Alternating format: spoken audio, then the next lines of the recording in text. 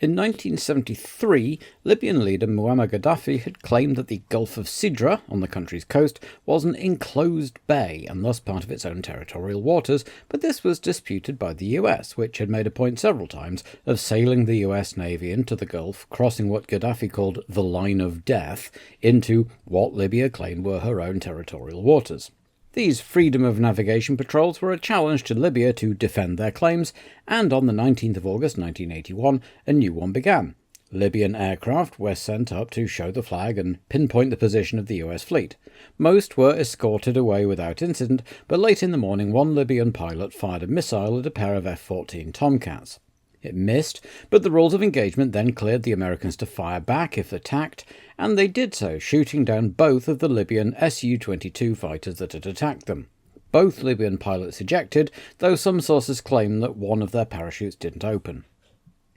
Back in 1915, South African troops captured the German colony of Zuidwest Africa with a little help from the Portuguese troops based in Angola to the north, once Portugal also entered the war on the Allied side in 1916.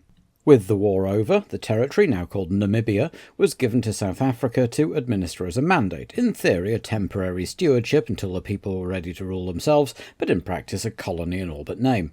With the increasing hardening of racial attitudes in South Africa post the Second World War, there was never any real prospect of Namibia being granted independence and self-government, but likewise it was never really fully incorporated into South Africa.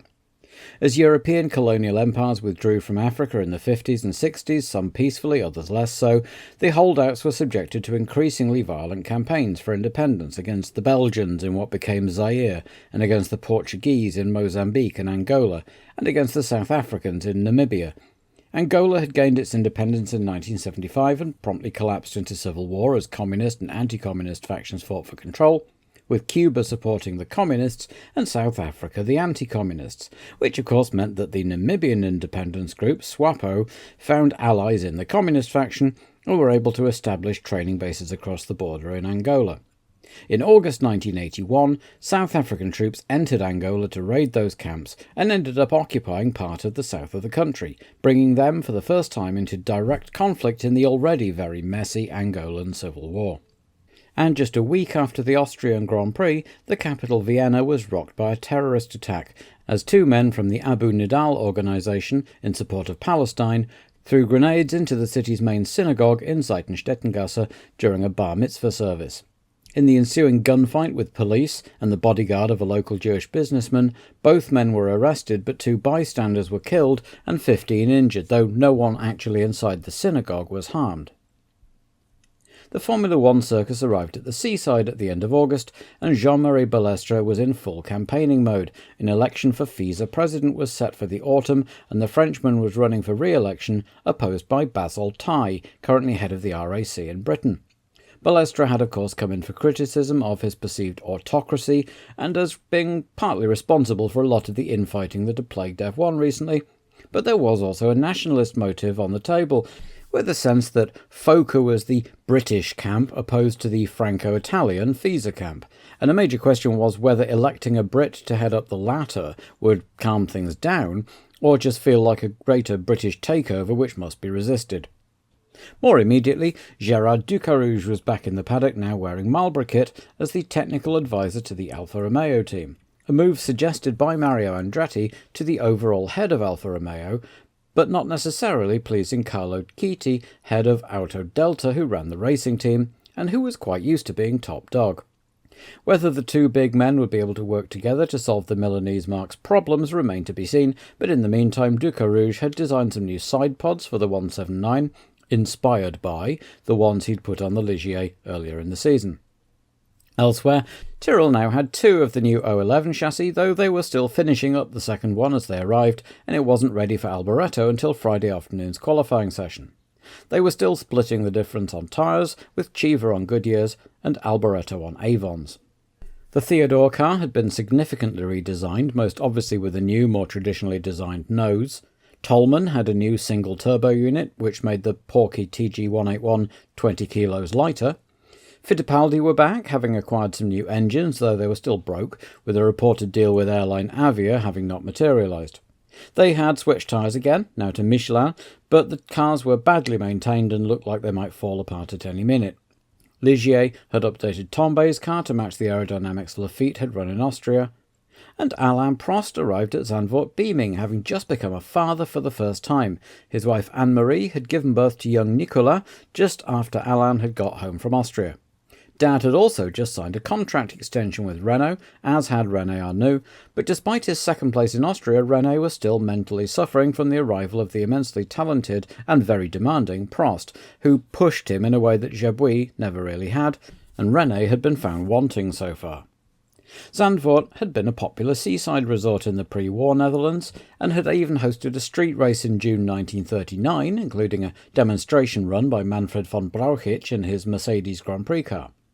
The arrival of a large number of Manfred's countrymen in May 1940 didn't initially seem like it would affect things. Anne Frank was photographed taking a trip to the beach with her family in August of that year and again in 1941.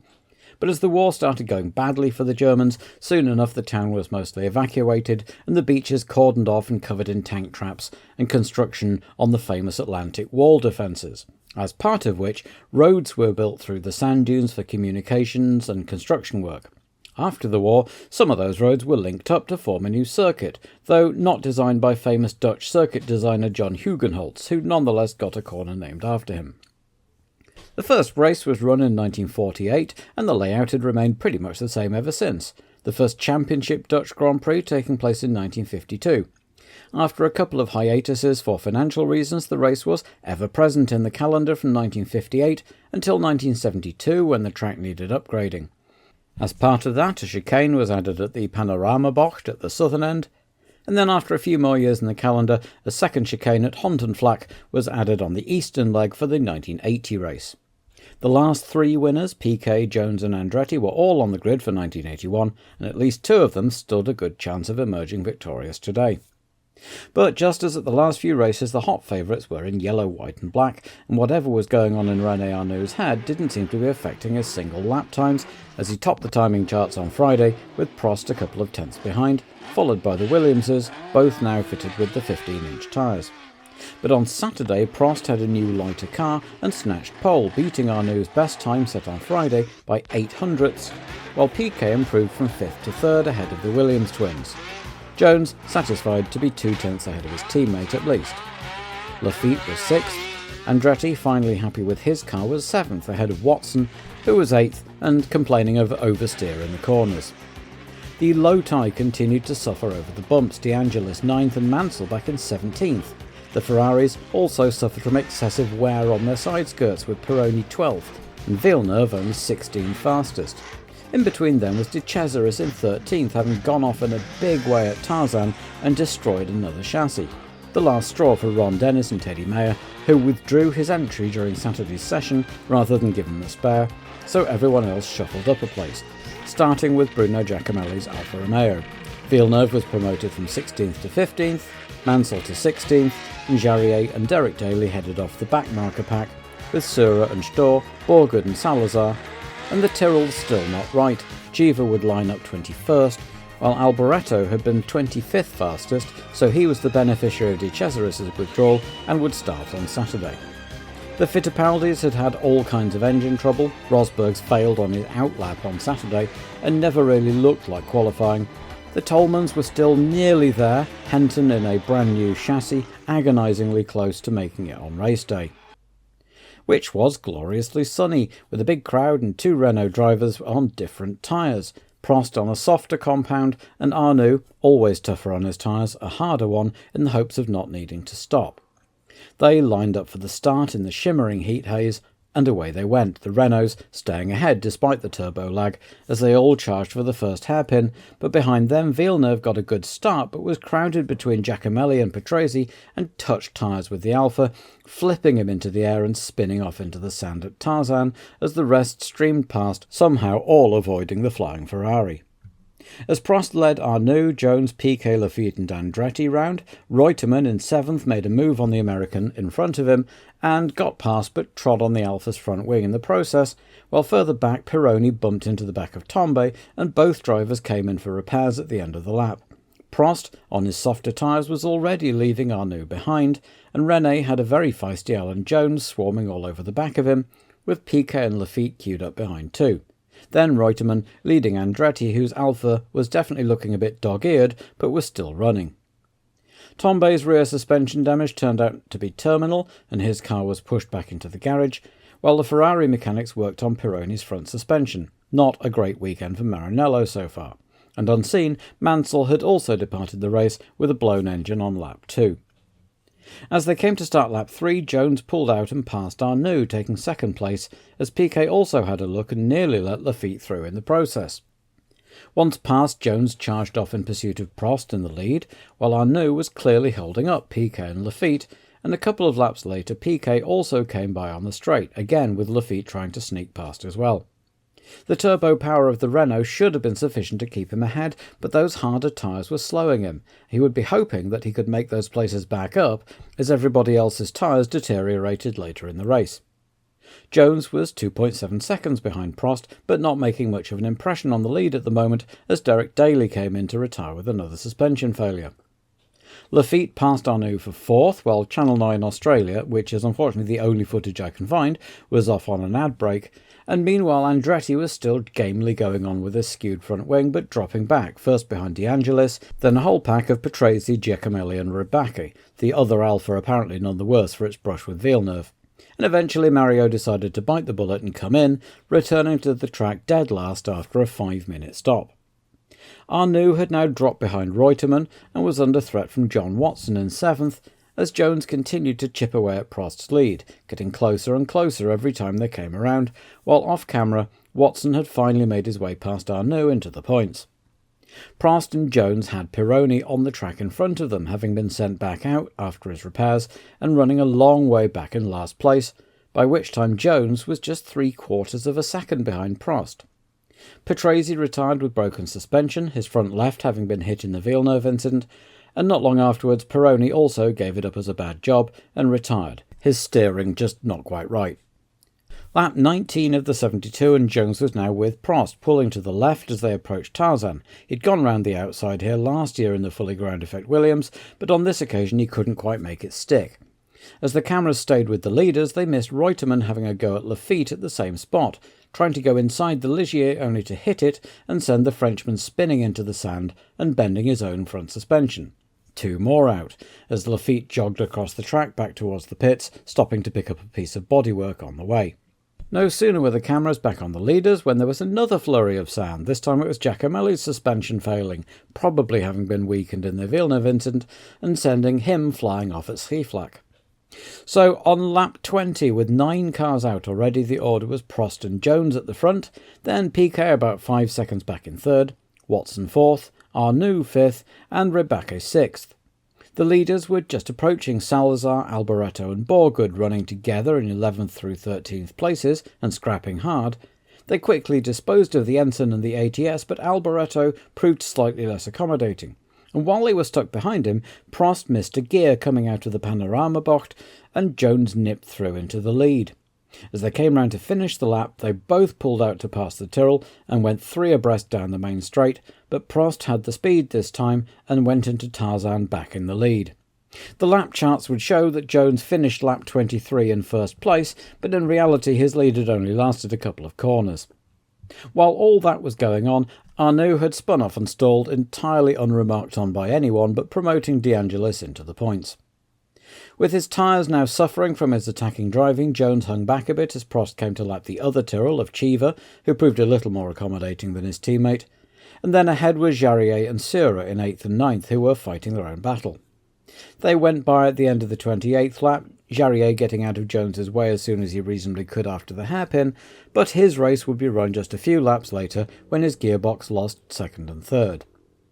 As half distance passed, then Prost had extended his lead back out to 4 seconds, as the Australian continued to husband his tyres, followed by Piquet in 3rd, some 13.5 seconds back from Jones, Watson another 20 seconds behind in 4th, Ribacchi half a minute behind the sole McLaren, and De Angelis 4 seconds behind the Mexican, and the last man on the lead lap, with now 14 cars still running. With everyone rather spread out, the race became more of a wait to see if Prost's soft tyres, or his turbo, would last the distance, while everyone husbanded their own cars to stop anything happening to them. Piquet was running a lonely third, but if he was aware that Reutemann was out, he would be happy with those 4 points, which would close him up to just 2 points behind the Argentine in the standings, while the greatest action, apparently deserving of a slow-motion replay, was Prost lapping Siegfried Storr, before the Italian came in to have a puncture changed, with Dave Luckett among the crew doing so, now fully recovered from that accident at Zolder. Borgud had a puncture too. He'd tangled with Salazar off camera just before the leaders came round to lap them all, which had possibly weakened it. Either way, he limped around and had it changed. Watson's electrics died on lap 52, depriving the Ulsterman of a solid 3 points. His engine had been making some interesting noises for 10 laps or so before it all finally packed up, so that promoted Rebecca to 4th, De Angelis to 5th, and Sura into the points, with Salazar's ensign close behind, and taking 6th on lap 57, by quite some margin the highest the Chilean had ever been in a race, with the top 3 now the only ones on the lead lap, as the race plodded into its last 10 laps or so. Jones was dropping back so much that Piquet was gaining on him, quite quickly in fact, and scenting a possible second-place finish, he put his foot down a bit and started closing in, getting the gap down to 9 seconds with 9 laps to go, as Jones picked his way past Sura, whose engine was spluttering as he just tried to get it to the end. Mario Andretti didn't make it, his front left tyre blowing out at Schiflach, leaving 2 very tatty-looking Alphas at the same corner. Andretti was actually stuck in the car for a bit and had a badly bruised leg, but was otherwise fine if a bit shaken. Piquet had caught Jones by then, as they both put another lap on Salazar, and Piquet pulled out and went inside at Tarzan to take second place with just 4 laps to go. But nothing could stop Prost this time, as he came in for what was almost a lights to flag victory if it wasn't for those couple of corners where Jones got his nose in front. A much more convincing win anyway than his first in the rain-interrupted French Grand Prix. Piquet took 6 points for second place to put himself in the championship lead, equal on points but with 3 wins to Reutemann's 2, with Jones having to make do with third and fastest lap. Hector Ribacchi was 4th for the 3rd time this year, putting him equal with Rene Arnoux in the table. De Angelis took his 6 points finish of the year but never higher than 5th, and Eliseo Salazar scoring his first point, and the first for a Chilean driver, in 6th place. Storr finished 7th, his best so far, albeit only because Sura's engine was cutting out and he was having to coast it through the corners, and Alboretto's own DFV expired on the last lap. He was classified 9th just behind the Swiss driver and ahead of Borgud, still running 4 laps down after having had to do almost an entire lap on 3 wheels before he could get that puncture changed. And so onwards to Italy, the last Grand Prix of the European season and often the venue for big announcements of driver moves, engine deals and so on.